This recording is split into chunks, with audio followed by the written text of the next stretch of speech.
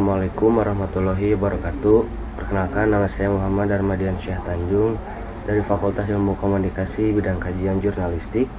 Ingin mempresentasikan hasil penelitian saya yang berjudul Resepsi Maraknya Pemberitaan Kasus Rasisme di Media Online pada Masyarakat Papua, dengan subjudul Analisis Resepsi mengenai maraknya pemberitaan kasus rasisme pada masyarakat Papua di media online tirto.id. Latar belakang yang saya miliki adalah rasisme saat ini masih menjadi masalah besar di Indonesia, terutama terhadap masyarakat Papua. Dalam beberapa bulan terakhir, kasus rasisme pada masyarakat Papua terjadi lagi. Kasus rasisme yang terjadi pada masyarakat Papua itu berawal dari pengepungan asrama Kamasan Surabaya, Jawa Timur, mulai dari pihak aparat keamanan hingga ormas reaksioner. Akibatnya, banyak aksi solidaritas yang terjadi di berbagai kota akibat dari kejadian tersebut. Di kota Bandung sendiri, terdapat sekelompok mahasiswa yang melakukan aksi solidaritas terhadap masyarakat Papua yang menjadi korban dari kasus tindak rasisme tersebut. Konteks penelitian pada kali ini yaitu ada rasisme, media online dan tirto.id. Rasisme ini adalah isu yang saya angkat.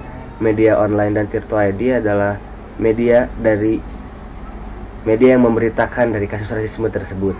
Lalu ada pertanyaan penelitian. Yang pertama, bagaimana pemahaman mahasiswa Kota Bandung mengenai maraknya kasus rasisme yang terjadi pada masyarakat Papua di media massa? Yang kedua, bagaimana pemaknaan mahasiswa Kota Bandung mengenai maraknya kasus rasisme yang dipublikasikan di media massa yang terjadi pada masyarakat Papua? Dan yang ketiga, bagaimana cara mahasiswa Kota Bandung menyikapi kasus rasisme yang diberitakan di media massa yang terjadi pada masyarakat Papua? Jadi, pertanyaan penelitian ini adalah seputar bagaimana narasumber memiliki cara pandang mereka terhadap isu rasisme ini. Lanjut. Lalu ada kerangka pemikiran. Dari mulai urutan atas yaitu resepsi mahasiswa Kota Bandung terhadap kasus rasisme pada masyarakat Papua, lalu turun ke rasisme pada masyarakat Papua, lalu turun lagi ke analisis resepsi. Tetapi sebelumnya, pada rasisme pada masyarakat Papua, turun ke teori Stuart Hall yang ada 3 bagian. Yang pertama ada dominan, lalu yang nomor 2 adalah negosiasi, dan yang ketiga adalah oposisi.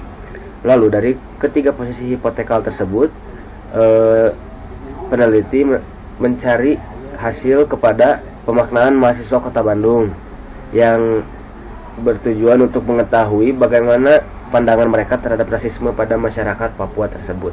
Metode penelitian ini menggunakan metode penelitian kualitatif yang menurut Bogdan dan Taylor, metode penelitian kualitatif sebagai prosedur penelitian yang menghasilkan data deskriptif berupa kata-kata tertulis atau lisan dari orang-orang dan perilaku yang dapat diamati. Dengan turunan analisis resepsi. Analisis resepsi merupakan sebuah pendekatan kulturalis yang memiliki makna media lalu dinegosiasikan oleh individual berdasarkan pengalaman hidup mereka. Dengan kata lain, pesan-pesan media secara subjektif dikonstruksikan secara halayak individual. Teknik pengumpulan data. Pada penelitian kali ini, peneliti mengumpulkan data melalui wawancara, observasi, studi literatur. Lalu ada teori yang digunakan yaitu teori Stuart Hall.